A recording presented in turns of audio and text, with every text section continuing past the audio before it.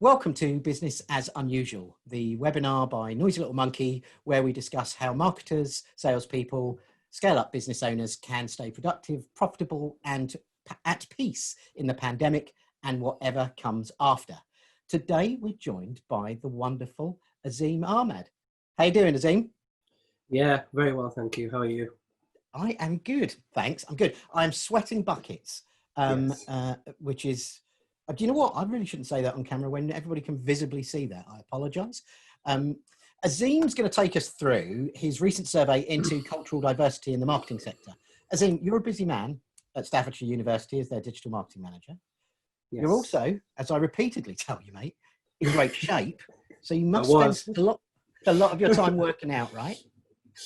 Yeah, I don't use LinkedIn. I don't like it, but I'm sure that everybody's seen those viral posts where they're like hustle porn. They're like, you've got to get up at 3 a.m., go to the gym. But I'm sad enough to actually, I do that. I get up between like 3 and 5. And when we could go to the gym, I used to spend ages in there.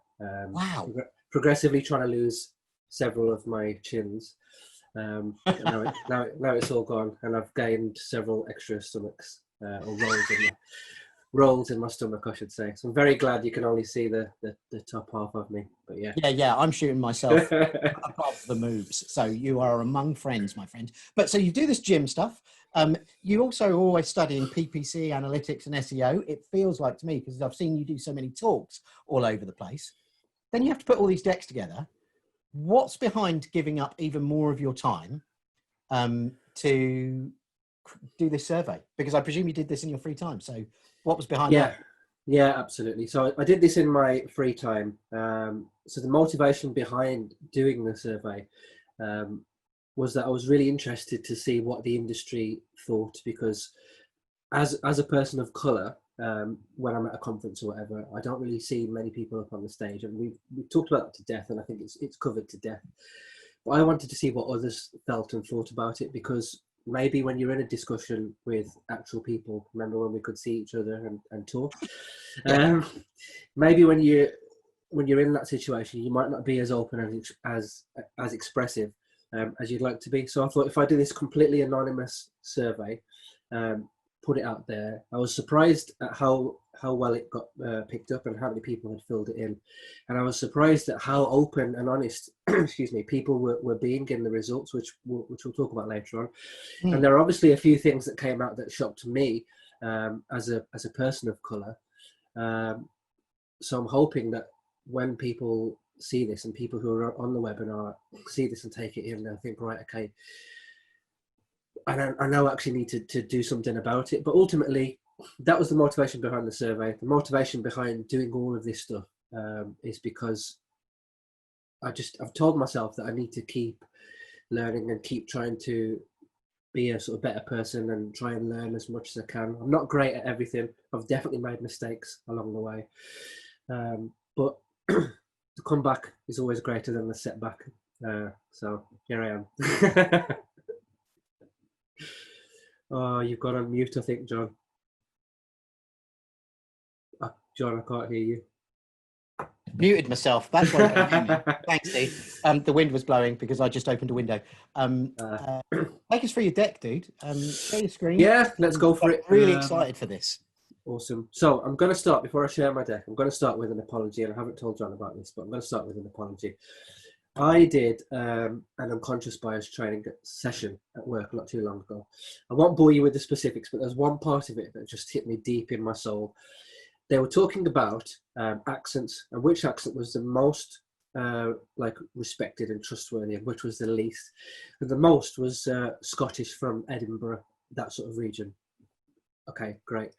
The worst was West Midlands, right? So I'm already fighting an uphill battle. But please stay with me. I'll give you a little hook at the start to keep you. But let's get past that horrific accent. But we'll have some fun along the way, hopefully. I'm going to share my screen. Oh, I love that. I love. Yeah, you're right. Let's be clear here. This is about the people of colour in marketing, and we're including the West Midlands in that. So I'm going to be that person. Can you see the screen? I can see the word who with a question mark and someone Perfect. else. Yeah, so a little bit about myself. You've already covered it. I'm the digital marketing manager at Stafford University. Spoken at conferences and events before. Recently also became a awards judge for some marketing awards. But yeah, that's me, boring. Let's go through what we are going to cover today. And I can't see the chat, but I know that John and Claire and the team are monitoring that. But if you have any questions or anything, definitely feel free to pop them in. I'll go through a little bit of background. We'll talk a little bit about the survey results. I'll talk about conferences and industry, and then hopefully we'll have time for a bit of a Q&A at the end. So a little bit of a background to begin with. As I mentioned, I did have a bit of a hook, so here it is. If you stick with me till the end, I will give you a tip, one tip, proven, that will help you add £24 billion to the UK economy. If you know me personally, the answer would be to open the gyms, please. But it's not. Stick with me and I'll tell you. So before we kick in, want you to think about this and I'll give you the answer shortly. Two boxers are in a boxing match, regular and not kickboxing. The fight is scheduled for 12 rounds, but ends after 6. One boxer knocks out the other, no man throws a punch. How is that possible? I'll give you the answer shortly, but let's talk for the reason why we're here today. Diversity.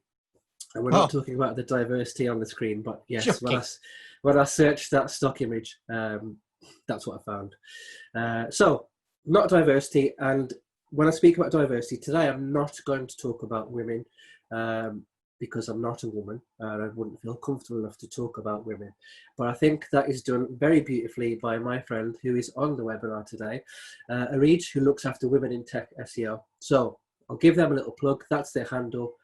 They are doing, and she is doing, some really, really amazing work. Check them out. If you're not part of it, you should definitely become part of it. But also, if I can jump in, a really good person to follow on Twitter to make your Twitter less male and less white. If you fit into the same vein as I do, Areej is a really good follow, and go through the people that she retweets and that she follows. Awesome. I'll shut up. Stage is yours. And I assume this picture was taken before social distancing came into place, but if not, what horrible people. I'm only joking. So let me talk to you about this guy. And if you know who this is, fantastic. If you don't, I'll give you a little bit of background. Although the picture looks quite old, this man passed away not too long ago. That is Robert Moses. Robert Moses is an American public official. He worked in the New York metropolitan area, excuse me, and he was known as the master builder of New York City and other areas. There's a very important book called The Power Broker, and explores this idea, excuse me, that Moses deliberately ordered bridges to be built lower to restrict the use of parks and beaches by the poorer communities, which were typically blacks and Latinos, because they would have to get the bus and the buses were taller. So he built these bridges, which are often referred to as racist bridges, which would prevent those people from accessing the beaches and pools. And another thing that that book explores is the fact that his own friends and colleagues, Moses' own friends and colleagues, admitted that he ordered the pools to be made deliberately colder so that if by any chance they could access them, that they wouldn't get in. And equally, he would prevent permits from being given to cars or anything else that would allow vehicles to get near them. And equally, where he had black lifeguards, he would send them to like the least visited pools or the ones that are out of the way where the tourists wouldn't go. And also, again, you're getting the vibe, he's a bit of a horrible man. And also, he was quite a vocal opposition for black war veterans. He was part of a group that designed Manhattan living complexes that were designed for war veterans, but he didn't want black war veterans to live there. So basically, a horrible guy. You might be thinking, right, okay, that's in America. Couple of facts about the UK. So of all the children's books that were released in 2018, only 4% of those featured main characters who were black or minority ethnic. 6% of all management jobs in the UK are held by either black or minority ethnic workers. And on average, applicants from Nigerian, Middle Eastern, or North African origin have to send at least 80% more job applications than a person of white British origin just to get a positive response. So that's here, terrible thing. And that's part of the protected characteristics underneath the Equality Act, which I've laid out there for you. Everybody should know them. Everybody on this course will be well familiar with them. So that's that. Excuse me, a little bit of background. I'll talk to you a little bit now about what I think. Here are a handful of news clippings from late last year and early this year. Top left, you can see people at Facebook, specifically black Facebook workers. The date is on the article. You might not be able to see it there, but it's the 11th of November 2019. So before the Black Lives Matter movement came back into the limelight and back into visibility, they wrote an open letter to Facebook. We're treated as if we do not belong here. That's that. Bottom left, the Washington Post. Women and people of colour in the newsroom make less than white men. In the middle, universities. BAME inclusion is vital to improve universities. Top right, BAFTA Film Awards. We're talking about diversity again. Joker's leading the way. And then bottom right, diversity is the key to cutting edge creativity. So we recognise that, right? But people don't seem to be taking action on that. This, though, is some really positive news, I think. This is a tweet from January 2020. So you can see there, more black British students than ever are choosing the University of Oxford. 22% of them were Britons from BAME background, up from 18% on the previous year. And that's a picture from a different college. That's good, right, John? Say yes.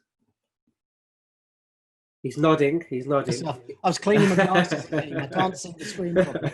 Yes, that looks brilliant, right? It looks brilliant. No, it doesn't, because they had to quickly correct that, because what they actually did was admit 3.1% of black British students, which is a record, but not the 20% that they claimed. So they'd categorised black and BAME people in the same group. And it picked up a lot of heat on Twitter. So that's 3 p.m. on the same day, and this is 6 a.m. on the same day. For all intents and purposes, they've got a picture of a young black girl, and the first 4 words, more black British students, makes you think that almost 1 in 5 black students are picking Oxford, when really they're not. So they had to clarify that pretty quickly. Terrible people. Best way that I want to just lace out and flesh out the rest of this conversation. Excuse me, I've got a really dry throat, it's the heat. I want to talk very quickly about diversity and inclusion.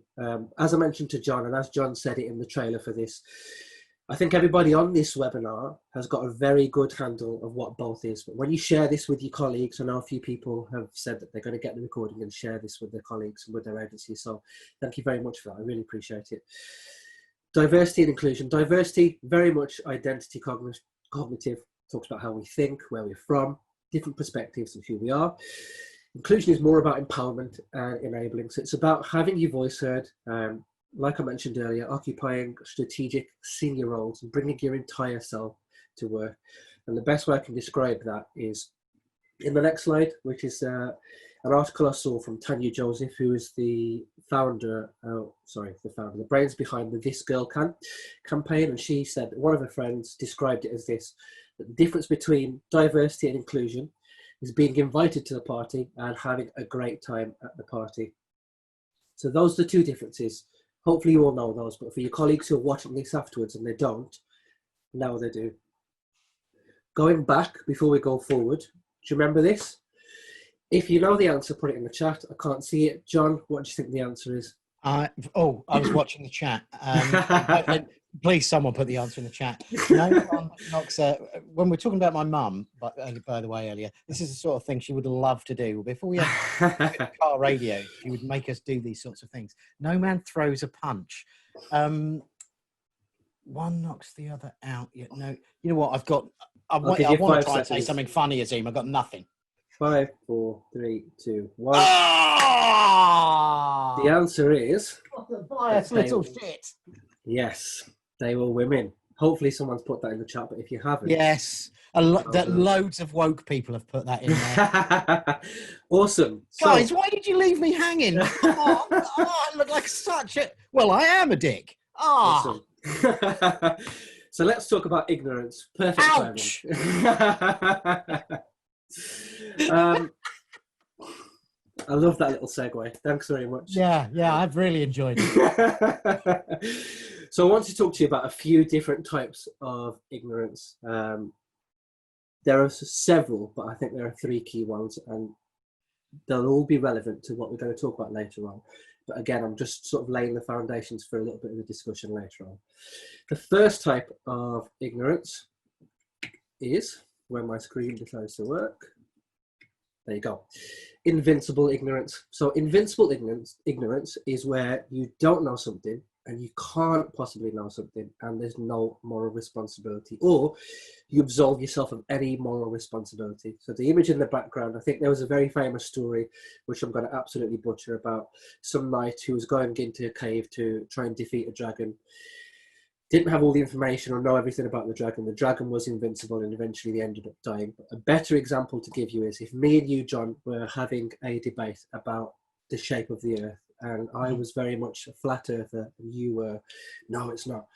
I could just absolve myself of very moral responsibility, stand my ground and say, I'm a flat earther. Doesn't matter what you say, the earth's flat. Don't waste your time. That is invincible ignorance. The opposite of that, is vincible ignorance. So, vincible ignorance is where you don't know something, but you can't possibly know something. And the example here is what caused World War One. Now, I don't know that, but I could go and find it. I sound like a horrible person now who doesn't know history, but it's the first thing that came to my mind. I don't know that information, but I could go and find it. So that's the second type.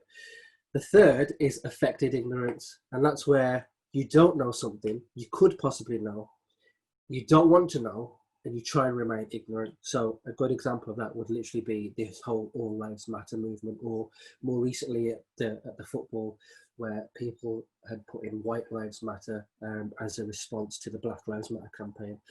I just want to take a step to the side here and mention that the choice of a monkey as my image there has no reflection on John's company of Noisy Little Monkey. It was literally just what I typed in on stock imagery. But now I've got your attention, John. Although, hey, that kind of sums up my I've never heard of female women boxers. What the hell? So, we're going to play a bit of a game, and you can play this along in the chat as well. So, this game is where you're a mailman, John, okay? So, I'm your manager, and you're going to deliver mail or a parcel for me. I've put two perspectives, but realistically, there could be three, right? I'm your manager. You've got one parcel to deliver, and it's in an area that is not your patch. You're not allowed to use your phone for data protection reasons, just your map, a handheld, printed out map of the area. If you think you could do that, type yes in the chat. I've given you a map. You've got one parcel, then you're finished. It's an area you don't know. You've just got a map. I'm pretty bad at maps. Have I got almost unlimited time? I mean, I've got the whole day. Oh, hello, Azeem. Don't freeze now. I can't do your slides. In fact, I haven't even seen them. We'll wait. Am I the only person who's frozen? Ooh. No, he's frozen. Can you hear me? He's frozen Yeah, I can for hear me you as well. Okay. I can't hear Azeem either. He'll probably pop back in a sec. He will come back. He's given us more time to think about this, though, which is helpful. Yeah. So we've got a map, and we've got one job. Could we do it? None of us have typed yes. Katie has. Thank you. Katie's gone for yes. John's gone Claire's for offer yes. was maps. Oh, he's gone entirely. Let's hope he comes back. He's definitely coming back. Andrew, I think you might need to deliver the parcel if you don't mind. We're going to probably have to go and pick it up from Azeem's because he can't email it. His internet's gone down. He might have gone to get an ice cream, to be fair. It's quite warm. Yeah. Bethany saying she could do it. I mean, in fairness, if nothing else comes out of this and we have to reschedule, at least we know there's a lot of people who are going to help Azeem with his parcel. Should I turn my camera on so that you're not... there we go. Wow. Azeem, you grew quite a lot of hair. Oh, my God. Right, you're going to disappear again. Here we go. Okay, thank you. We can't see you yet, Azeem, or your screen, but you just take your time, mate. Yes. We can fill. All right. What happened? I don't know. It just died. Right. I think it's because you were about to confront me with more of my biases. Let's go. Let's go. Let's bias me up. Okay, so there were quite a lot of people who said that they could deliver your parcel for you. But Good, frankly, good. Azeem, if that's all you've come here for, to get this parcel delivered, I feel that we've gone to quite a lot of effort. Yeah, sorry about that. I'm not really sure what happened, but back in the game, we're going to present this from current Came back slide. really quick, dude. Good, good, good. Right, share my screen. Screen 2. Press share. Can you see me? Yes, Yes, you can one see me. real life example. One Whew. job. Well, heart rate. Well done, everybody. I think all of your fingers crossed there has really... Thank you very much. Sorry about that. The joys of online. So, you've said yes. One package, one map. Let's get back into it. John? Hang on, 1 second. Fuck you, Moret. So, John, this is a map of New York. We're in New York. So, I want you to drop the package to the New York Stock Exchange. Could you do that? You know where that is? Yes, yeah. I can do that. Perfect. I think. Perfect. I You know where didn't the New York Stock Exchange. You can see it on the map. It's just at the Yeah, top. oh, there, yeah. Yeah, okay, yeah. Perfect. So that's an example of invincible ignorance, because unless you love New York, you don't know where it is, but you could possibly know, right? So that's an example of invincible ignorance. Invincible could be, well, stuff your job, Azeem. I'm not going to bother. Right. Stuff your parcel. This time around, let's make it a little bit more difficult. Now, John, I want you to deliver a package to the 7-Eleven convenience store that's opposite the TMM building. The TLM or TMM? Does it matter? TMM, Tango Mike. Could you do it? This is Tokyo. Oh, you know what? I think I could, but I'm going to need to stop and ask directions multiple times. Can you speak Japanese? No, but I'm a very smiley foreigner. I can see you know what? I'd go to the Tokyo English, but no, I'm just trying to game the system. Going to the Tokyo English specialists. I'll help you out a little bit. So Tokyo doesn't have street names. It has like block numbers, and the blocks are numbered. But a good example of this, and Tokyo is cited a lot, and if you've seen this example before, apologies. Tokyo is cited a lot because this is an example of pretty much all different types of ignorance, how you respond to this. So this, how you do this, like you said, you'd ask someone and you'd educate yourself. And I think that's a nice little segue to talk about an important quote, which is about education. And the quote is, "Education is the passport to the future, for tomorrow belongs to those who prepare for it today." That was from Malcolm X. But let's talk the reason why we're here. And that's about marketing. So hopefully I've given you a little bit of a foundation to talk about marketing itself. Whoops, a daisy, click the wrong screen. You can still see That wasn't me either. So I don't think you can see that. Perfect. So these are two sentences that I've heard throughout my career. First one is, surprise, you're a marketer. I thought that you might want to be a lawyer or a doctor instead. There's commonly a stereotype that brown people or Asian people should be lawyers or doctors. Second one, which really cheesed me off, was someone in a previous employment said to me that I look like I'm good at fixing computers. Can you help me with this? To this day, I don't understand how you can look like you're good at fixing a computer. I know there's a common stereotype about what people in IT must look like, but they're two sentences. I have experienced worse, but I just thought I'd give you two sentences. So I'm going to talk a little bit about the industry now, the industry and conferences. And again, this is a stock picture, but again, it's quite interesting. Yeah. Quite interesting. Right. I'll start by talking about job descriptions, and if job descriptions are part of the problem. These things that you should never do in a job description is things like this. Don't put words like ninja, guru, wizard. Still happens. And don't say you're an equal opportunities employer. The only time you should ever say ninja, guru, or wizard is if that's in your company name. So if it was Azeem's Marketing Wizards, then I'd be looking for a fellow wizard. Equally, if you're hiring for someone and say we're looking for like a marketing monkey, for example. Instead, you should do things like this. Company X is committed to creating a diverse environment. We recruit, employ, train, promote, regardless of race, religion, colour, origin, sex, disability, age, veteran status, other protected status as required by applicable law. So that's an American one. But quite easily, that would make me and other people that I've spoken to in the industry who are people of colour more likely to apply for a job. because other blurbs that say we're an equal opportunity employer, it's borderline affection and tick box exercise. Yeah, that feels like I've given up quite a lot of space to in my advert or in my job description to bothering to express it, as opposed to tick a little box so that I can't be taken to court. The best place to put it is salary. Put salary right at the end. If you put competitive already, I'm not interested. I'm not looking for a job anyway. If my employers are watching, sorry, doing a bit of research. But put the salary at the bottom, and then underneath that, say that. Let's talk a little bit about discrimination.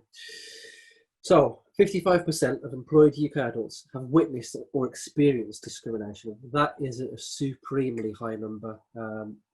Is this from your survey or from somewhere else? No, this is not from my survey. This is an actual fact from Until Inclusion and Diversity, who I'll reference on the next slide. So this is not from my survey. My survey results will be in a separate part shortly.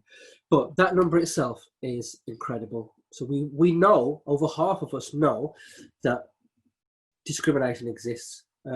And it directly impacts our success. So this is the survey, which I referenced at the bottom there, Until Inclusion and Diversity. Google it. There's so much information there. It's incredible. Oh, good. Diverse teams make better decisions 87% of the time. So if you look at the bottom left of that, right, 58%, an all-male leadership team will make a good decision 58% of the time. Below a team average of 66%, when you start to include different genders, that goes up to 73% of the time better decisions made.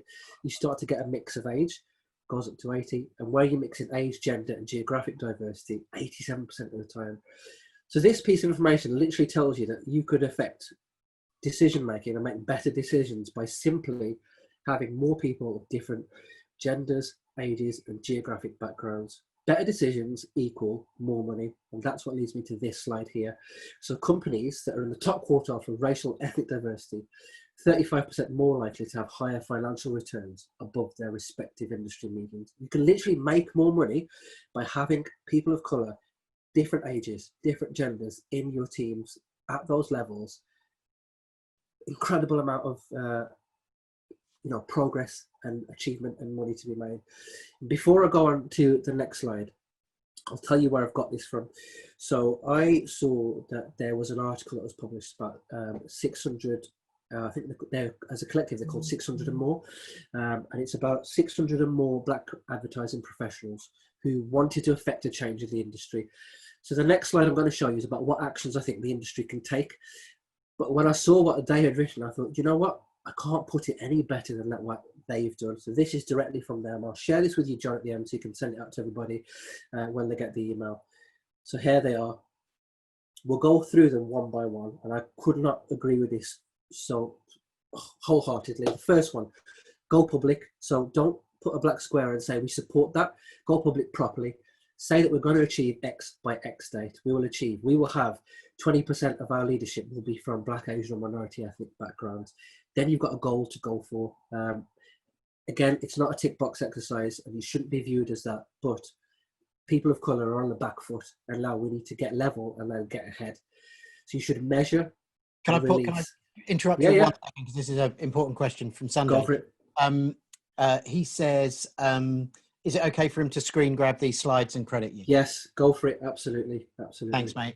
Also, I apologise to Moret, who I said nasty things to earlier. As a joke, I realise I'm down here, you can't see my smile. Apologies. Good joke, and I loved it. Anyway, carry on. Sorry, Azeem. No, absolutely. There's definitely merit in sharing these slides. This one is definitely not mine, but it's from a survey which I'll share with you. So yeah, measure, release yearly diversity data, create accountability. I'm Company X. I have got 3% of my leadership or management team BAME or people of colour. Year 2, if that goes behind, we need to know why, what's happened. An example I can give you is where I've talked to a company and a senior leadership team. I won't name them, and I won't name any of the conferences or anything else. It's all anonymous. I've talked to them, and they said, well, what do you notice about us as an outsider looking in? And by outsiders, I mean external to the company and not outsiders in a person of colour. I said, well, all of you are white and all of you are old, and the people that you're speaking to are from all corners of the world. They're young, they're old, and everything else. You need to have an understanding of your audience, and you need to have a diverse senior leadership team. So that's that. talking about senior leadership team, there should be extensive bias training and not just literally unconscious bias. It should be really deep and depth. Start to have conversations with people. I'll talk about this at the end because I'm conscious of time. Leadership, all of them should be involved in diversity initiatives. Tie their successes to bonuses. If you want to get paid more as a senior white leader, take it upon yourself to do something about it and be like, right, I'm going to make this happen. Lead the way, because I think the time for awareness is done now. Right. Create a diversity and inclusion committee of black and non-black people of colour employees to monitor progress. Get them involved. Say, look, we have that conversation. Like I said, we want to progress. How do we do it? As a white person, I can't tell you how we can do it. So I want your opinion. Don't talk to me after it's happened. Right, should we put a black square on our socials? What should we do? You tell us, you're a black person. That's not how I think this should go.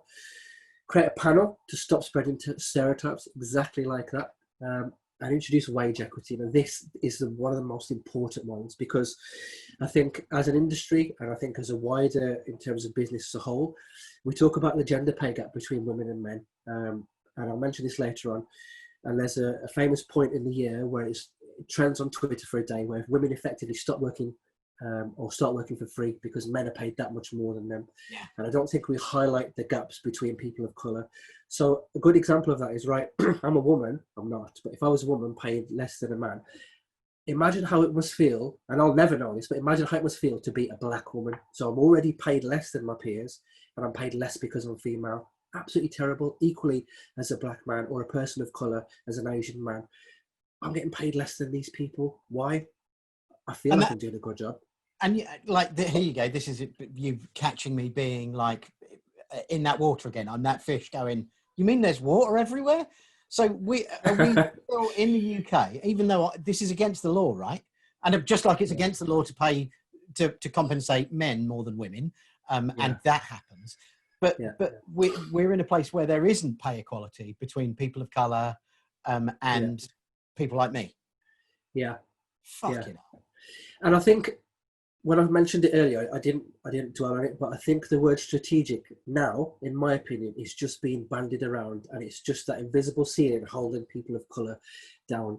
I've spoken to people who are literally like, right, and I've been in this situation myself. Let me give you an even better example. This is from a previous employment, not in a current role. When I was first starting out in the industry, I had a set of objectives to hit, and I was keen to progress, dead hungry to learn, had hair, everything. I was like, right. I said to my direct line manager, look, how do I progress? I want to get ahead. I love it here. I love the team, love everything. What do I need to do? Here are your goals in black and white. I want you to achieve, I should have said something else. Here are your goals on paper. I want you to achieve X by Y, grow this by this percent, do this and this. Went away, got my head down, did it. I was over the moon. I was like, look, I've done this now. I've done it in 9 months instead of 12. Please, can we have the discussion? Can I get a pay rise? Can I get the next title? I want to stay here. Help me. Yeah, sorry, there's a recruitment freeze, so we can't do anything about it because recruitment's freezed. Fair enough. Situation you can't plan for. Within the next week, another white person in the company got a promotion and a pay rise. And then, I won't go into specifics, but that person hadn't achieved everything that was set out in their own development plan. And I just thought, it's one rule for one and one for the other. And that, for a while, beat me down. And I just thought, you know what? It's not enough. We've got to do something about it. I didn't do enough at the time because I was still new in the industry. I was still fresh. And I thought, I'm not going to upset people or whatever. I'm going to take that myself, which I probably shouldn't have done, but I'm just going to take that and move on. So, yeah. That is that. Let me talk to you about conferences, which I think are a big part of the problem. And like I said, I will not mention, and nowhere in this have I named the conference. If you decide to work it out, good. But it's I will never tell you because I don't think naming it is the right thing here. But now we've got about 15 minutes. Do you think we need to overrun at all? Slightly. Okay. Yeah. We're going to overrun a little bit, guys. Hopefully you can push back any meetings, but we shouldn't go too far over. I'll be super quick and get to the end. So, 8%. Rach just said she can name the conferences. Brackets. But she won't. If she does, she's psychic. So, 8%. This is what we hang on. 8%. Here's conference one, worldwide conference. 52 speakers. 11 of them fall underneath the BAME category. In every instance where I've mentioned BAME, every speaker in that category is black. Not one is Asian. Okay. 21%. Great. Same conference, when you look at it from a UK point of view, 1. 12 speakers, 1. You mean to tell me in the entire UK that there's only one black person who was male, qualified enough to talk about marketing, a joke? Then I thought, I'm going to start to look at some other conferences and think, is this a pattern? Let's have a look. Conference 2, last few years' data, because of the way they structure the URLs, you can go back and get this and you can see everything in the recording. Yeah. But that's all I'll say. 2017, none. 2018, we've got more speakers, 1 black speaker. 2019, even more speakers, the same black speaker. So in 3 years, you literally cannot find another black person to talk about marketing except for that same one. 2020, this conference had announced its lineup and it was entirely white. And the organizer themselves said, I won't say too much because you'll be able to find out. The organizer themselves said, I realise there's a problem with ethnicity and diversity. Lineup comes out, it gets updated, the conference gets pushed back to later in the year. It's the same black person, the same guy. And I'm thinking, God, in 4 years, there are more people, talk to more people, look at what's going on. Another conference. And these are marketing conferences, right? These are all marketing conferences. All marketing conferences. One of them is, no, I won't say anything else. They're all marketing conferences. Here's another one. Right. 1 speaker in 4 years. Again, just 1 black man. Terrible, terrible. We do call this out. Areej, who's on the call now, has called it out. Here's a conference, which it's in the tweet.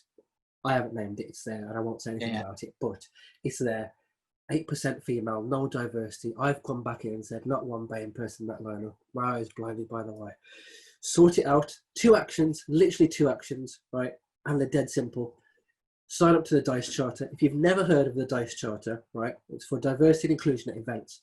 There's a series of requirements that you need to hit in order to be sort of DICE recognised. That involves talking about things like women, gender diversity, racial and ethnic diversity, everything else. The second one is hugely important. If you're charging that amount for a ticket, even if it is virtually, right? I've never run or hosted a conference, so I'll have full disclosure, no idea of what it takes in terms of venue costs, X, Y, and Z. If it's virtual and you're charging that much, you've got to pay your speakers. That's my opinion, and I will hang my head on that peg or whatever the phrase is. Yeah. You've got to pay people. That's that. Right. I'll shoot on quickly because we've got 10 minutes left. Survey results. This is what we're here to talk about, right? Oh. So I asked the industry what they thought. I wanted to talk to industry about all this sort of stuff, right? About diversity in the sector. Let's have a look at who responded. No surprise, everybody that responded to me all worked in marketing because my network is all marketing. A good mix of different people, including white people. 96% overwhelmingly satisfied in their current role. 39% been 1 to 2 years, and 43% believe that their career progress has been better than their own expectations. A few headline stats. In this survey, I found 43% believe their own organisation does not have an inclusive culture. That, when I saw that, I was like, that's incredible. Nearly half of the people think that the place that I work is not inclusive. So diversity is literally a tick box exercise in that. That's how I see it. Incredible amount. 43% is too high. But we recognise that there is a lack of diversity in the industry. Some people felt that there isn't, which is fine. That's the beauty of opinions. Everybody's got one. Overwhelmingly, though, we recognise that there is a lack of diversity in the industry. When it comes to addressing that, what my survey found... 9%. Send me their name. No idea. When it comes to addressing that, then the waters get a little bit more muddier. So I asked anonymously, does your workplace do anything about it? Now, if you put unsure and no together, that's far more than the yes. So there were a handful of people who were in the free comments and said, one of the free comments said, our organisation is making huge efforts to be inclusive. I'm thrilled. I'm the only white person in my team, in the senior leadership, and it's great. But I still feel like we've got a long way to go because when I go to conferences, I don't see that. The next one is probably the biggest one that killed me when I read it. When we talked about, does your identity or ethnic background affect your career opportunities? 62% of people, 6 out of 10, said that it affects their career opportunities. When I saw that, my heart sank a bit because I thought that is like 6 in 10 genuinely feel like the colour of their skin or who they are affects their career opportunities. And a couple of things that I'll pull out dead quickly before I move on. So I'll move on to this slide here, which is about the 3 key headlines. Another thing that shocked me, 50% of the white females that completed this survey feel their career progress has been better than expected. I was always working under the assumption that females, especially white females, would have been held back, but 50% of them feel it's been even better than expected. One of them said, I think that being white in this industry has had a positive impact, because I'd find it much more intimidating to attend and speak at conferences if I didn't see myself well represented. White males in the industry who've been in the industry for over 5 years, all of them, every single one, feel their progress is below their expectations. And one of them said, and they said, one of them said that it's because they're based outside of the UK in a country that's typically less diverse, which is fair. Every black person, male and female, in this survey, which makes up about just over 10%, all of them unhappy in their current jobs, and all of them said that their progress has been below their expectations, and all of them said that their identity plays a part, which made me feel sick. Indian and Pakistani males said that our organisations try to demonstrate they've got an inclusive culture through programmes and initiatives, but it's literally a tick box exercise. And if you look at our senior leadership, they're all white, which is mad. I ended the survey with an open text box that said, how do you fix that? How do we fix that? So all these are anonymous opinions from people who have been in the survey. Here's one. Encourage them when they're interested in marketing, when they're choosing what to study marketing. My own opinion is, completely disagree. If you're not hiring marketers of colour right now, what incentive is there for young marketers of colour, young potential marketers of colour, to want to get into this industry? If I'm looking ahead now, students now, I can tell you this now as a fact, it's industry I work in, students now are more switched on than ever. They're not just choosing a uni to go and get drunk. They choose an industry where they want to go and get a career in. They're thinking 6-7 years ahead. Completely disagree. Here's another opinion. Larger agencies have more diversity. Maybe it's a size thing. Completely disagree with that as well. Are you telling me that as a person of colour, I have to go and try and get into a bigger agency? Absolutely not. And I can see that some of the attendees here are from agencies, and they're from smaller agencies who are addressing this. So well done to you guys. Keep on at it. But my own opinion here, I shouldn't have to go to a bigger agency as a person of colour to feel representative. It should be across the board. Another one, love this one. Awareness is key. We've got to take an active role in addressing the issue in our hiring process, even our speaker lineups. When you create communities that focus on BAME, I'm a bit uncomfortable with the word BAME, but BAME or people of colour or marketers, you're telling the industry, we are here. Fantastic. Yes, love that. I didn't say that, but I love it. This is one that I've mentioned already. I'm coming to the end of the slides, you'll be pleased to know. More is done about the gender pay gap between white men and white women. Call that discrimination out. Talk to people who are afraid to speak out. Sort it out. Commit to active inclusivity within businesses. Don't just hire them, but make them feel comfortable and work on their biases. This is key, because this is the difference between diversity and inclusion. Don't just hire somebody because they're a person of colour. Leave them, never train them, never let them progress, and then within a year to 2 years they leave and you don't know why. Sorry, here's another few £1,000. Not a chance. Train them up, tell them what you need to do to get to the next level, and do it. Absolutely do it. This one is one that I've said because Mini-Me is there.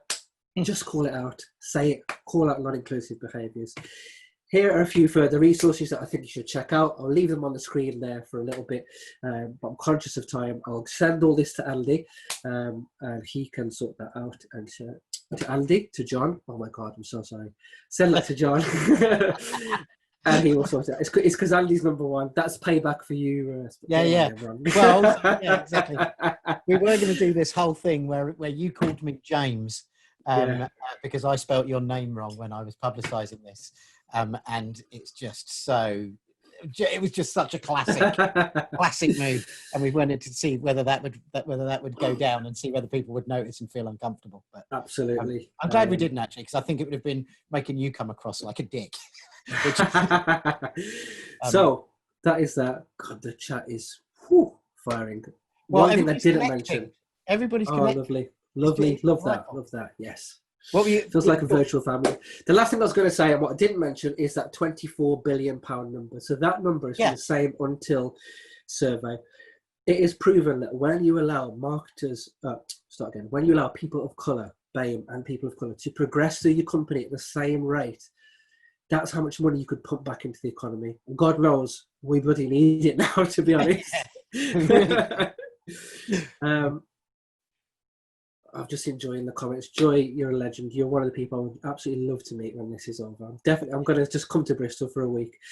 But that is that. I'm happy to take any questions. I try to squeeze the last bit in. Look at that. We've got like 5 minutes for questions. Did we get any questions? Or was everybody just having a big loving in the chat at the end there? God, there's so I think much we're to just scroll having a big love-in. Everyone wanted to connect following your brilliant talk, Azeem. So, Awesome. yeah. Good. I was keeping an eye and I couldn't see any questions, but obviously if people have them now, just ping them in. And then what I'll do, if people want to connect, if you just, because I can get a transcript of the chat, right, John? Yep. So I'll just get everyone to drop their handles in the chat, and then when the call ends, when I send out that email, if you reply to the email, I'll send everyone's handles around individually, you know, because Cool. GDPR and all that. One of the things I'm opening the door because I'm melting here. My head is It's proper warm. glistening now. one of the things I wanted to say as a friend of mine, and I was mentioning this to you, Azeem, you know, as a white guy surrounded by privilege, we don't notice this stuff. And a real world thing that happened, and it was quite nice, was a friend of mine was saying that she's a blog writer, and she was writing blogs for a company that did holidays. And just after Blackout Tuesday, she went on to get, as we all do if we're in digital marketing, you're always trying to get those stock images and stuff, right? And she went on to Pixabay or to Shutterstock or something like that and looked up an image for family on holiday. And she noticed that all of the top page one was families made up of people of color, or they were multicultural families. And oh wow, she was really surprised. And this is, my friend's black, and but she works with lots of white people, right? And so she said, oh goodness, have I become what I kind of, not what I hate, but have I become so biased by all of these people that I work with, that if I go back and look at the blog posts that I've been because the easiest families to find were all white families, and I've only just been reminded of how difficult it is to find stock imagery. And by the way, Joyanne Boyce has got loads of stock imagery that she's created with TechSpark down here in Bristol that includes people of colour if you get stuck for it. So my friend went back, and she went back and looked at all the blogs she'd done for this company that's run by white people, entirely staffed by white people, and she works in an agency that's entirely white people. Went back, looked at all of the stock imagery, and it was all people of colour. And just because that was her real normal, she'd made a change for that business. And I just think, and I mean, I know that's only, I'm talking representation there, right? I'm not talking yeah. But what a small change has made a big change for something that gets millions of views. And yeah, so I think we can all kind of do just a little bit by following some of the stuff you've talked about in this. Yeah, absolutely. Sorry to interrupt. I think Katie just flagged to me that Joy might have asked a question in the chat. Oh, here we go. I found it. Azeem, how do you feel about the BAME term? Twitter is ripping it apart right now. And that's from Joyanne, who's just put her blackillustrations.com in the URL. Awesome. Firstly, I'm just going to put it out there. It's on recording. At some point when all this is over, I'm definitely going to meet and have a cup of coffee, tea, whatever, with all you guys, including Joy. You're an absolute legend. How I feel about that term, I'm not very comfortable with it because it puts us all in one box. Black people are different, Asian people are different. And those of you who know me will know that I often make, jokes. I use humor as a form of basically protection because this shit's been going on all my life, right? Yeah. I'm not comfortable with it. I'm more comfortable with the term people of colour, but I'm still not comfortable with that. Essentially, the way the conversations I see are being framed now is white people and everybody else. And I think the term BAME does not really represent black people properly because it puts everybody together, like the Oxford tweet, who really wanted to put out there the fact that they're recruiting more black students when actually they weren't. It just puts everybody in a box. I'm not comfortable with that. People of colour I'm more comfortable with. So yeah, that's that. There's no real perfect answer, I presume, right? No. I've got one of my very good friends is black, and he works for a bank, and he's very, very senior in the bank. He's been in banking all his life. He's the only black person in a senior leadership team of 125 people. And I'm going to send in the recording because he's an absolute hero of mine. He just said to his manager on the off chance when everything kicked off and black arches happened, he said, look, I really want us to have a conversation, me and you, because I'm feeling a little bit uncomfortable with the fact that I'm the only black man here. I don't see myself when we're sat around the boardroom or whatever, the digital boardroom. I don't see myself here. That has blown up absolutely massively since. So they've had a webinar similar to this where the whole leadership team got involved. Everybody started talking about it. It's gone through now through the whole company, and he's literally now doing like an Ask Me Anything panel with. And the reason why I'm talking about that is because I'm hoping that the people on this webinar who are either on it or who are receiving the recording start to have these conversations. Please make it happen. Use some of these things, the actions that I've put in there. Let's try and make change, because I think the time for awareness it's gone now. We're all aware. There's proper time for action. Don't just, I said to John earlier, I said, he's gone again. Yeah, he's gone for while he's me frozen, as well. I'm going to just address a couple of questions in the chat. I might not be the right person to address them, but if anybody else wants to answer these questions, I can unmute you if everybody wants to continue the discussion. Just shout out in the chat. But one of the things, I'm just going to extend it so I can see if anybody does. One of the things about that, how do you, that thing about we want the best person from the job and culture fit and all of that kind of stuff. One of the dangers I would suggest is that it's that unconscious bias thing. Hannah, you mention it. I don't know how we fix it. There is a resource, and I wish I was better read on this because I would remember the resource very quickly. I will put something in an email that kind of addresses that in the follow-up email, because I know HubSpot have worked really hard on this. We're a HubSpot partner, and so we've been witness to some of the stuff they're doing, and they're really challenging themselves and making themselves uncomfortable a lot of the time about doing it. Rooney Rule, that was it. That's what they've started to do. I don't know whether you've heard of the Rooney Rule. It's something that we've talked about at Noisy Little Monkey, but the Rooney Rule was they were employing NFL coaches, and I know this is not a particularly inclusive organisation, but one of the that's it, US Football Manager, and they were looking at them and they were going, the guy who owned the team. Hello again, Azeem. Don't use Zoom. Hate Zoom. the guy who owned the team said, actually, there are no. I think it was black. So he said there were no black managers. What we need to do is to employ managers or people of seniority in this team and in the wider league, is make sure that we do not appoint someone until we have interviewed 3.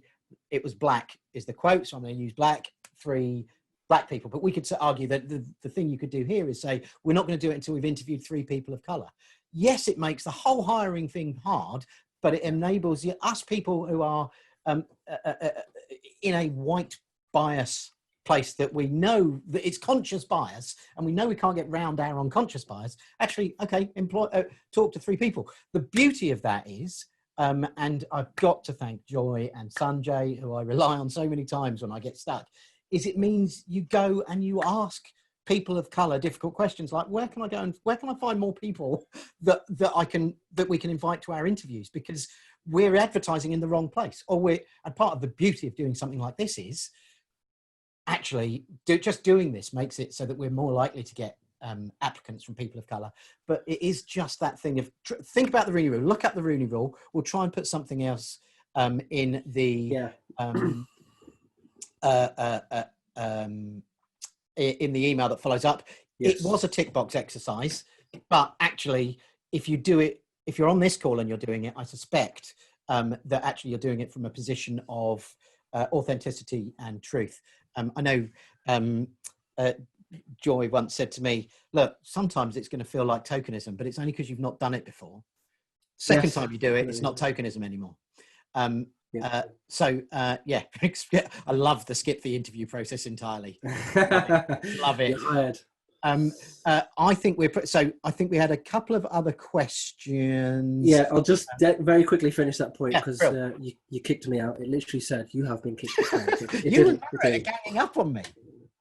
It said error user 2 brown. No, I'm joking. In fact, let me tell you about that, right? I had a very old Samsung phone and convinced, and I could never prove it, convinced it was racist, right? Because I put on the front facing camera and it would say, you would make better pictures if you cleaned your lens. My white friend looks at it, no problem at all. Put it back on myself. I think you should clean your lens. And I just wanted to chuck the phone. I could never prove that. But the only point I was going to make, which I got disconnected, I was just going to say this, and I hope that this lasts with everyone who's with us and in the recording. If you asked 100 people if they wanted to make the world more diverse and more inclusive, or their own workplaces more diverse, more inclusive, majority of them would say yes, except for that 9% who would say no. Yeah. Arseholes. No friends. If you asked 100 people, if you told them what they'd need to do in order to affect that change, that's when it gets difficult, because then you realize the scale of the work that needs to happen. And I think that is the best way to put it. Actual hands dirty work needs to be done. I don't think we should just say, oh, look at this. This is 6% people of colour and this is 2%. We've got to actually now do stuff, talk about stuff and say, look, we're going to be better. This is how we'll do it, by this, this and this. Yeah. Well, let's end it there. The hard work has already begun for many people, and for some of us and for all of us it needs to continue. I agree wholeheartedly. Oddly enough, after you and me being a bit panicky about this, Azeem, because it's a difficult subject for you, a difficult subject for me. Actually, looking at the chat, this has been one of the most uplifting sessions we've ever run. But no, it is bar none the most uplifting session we've ever run. So, and you're very much to thanks for that, Azeem. Thank you for that. Thank you, everybody. It's a team effort. And we'll see you in a couple of weeks, maybe. If not, we'll see you here soon. Thanks so much. I'm glad you're clapping, Joy. Thanks, Joy. See you guys.